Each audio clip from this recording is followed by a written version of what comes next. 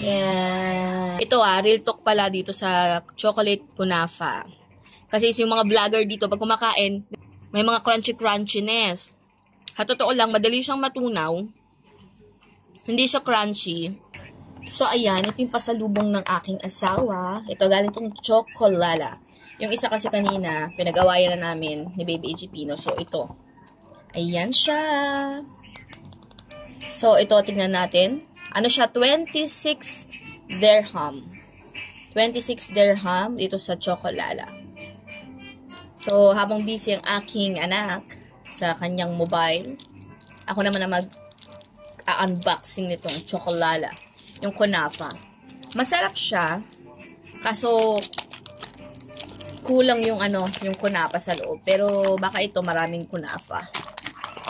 So, ayan.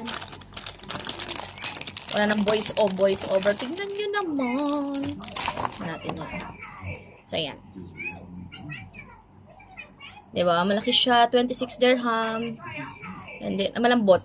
Malambot talaga siya. Ayan. Yan. O, diba? Ayan siya. Tikman natin.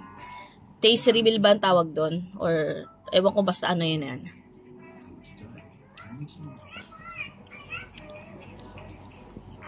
Pero hindi siya crunchy. Tingnan nga.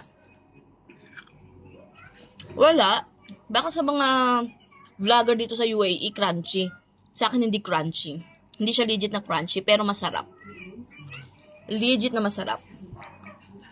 So, kung gustong matikman ng Chocolala, kung nasa Abu Dhabi kayo, kung gusto niyo makatikim ng chocolate kunafa pala, ito sa brand, Chocolala. Sa likod lang daw siya ng opposite ng bus station. So, ayan. Yun lang. Tamad ako mag-voice over kaya nag-video na lang ako. Hindi na kailangan ng muka. Ito real talk pala dito sa chocolate kunafa. Kasi yung mga vlogger dito, pag kumakain, ganyan, may mga crunchy-crunchiness. Sa totoo lang, madali siyang matunaw.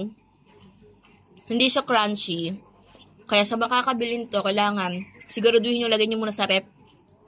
Or kapag bilhin nyo, kainin nyo agad kasi madali siyang matunaw. Pero masarap siya, legit na masarap. Legit siya na masarap. So, ilagay ko na sa rep kasi nga, tunaw na agad. Yun lang, bye-bye.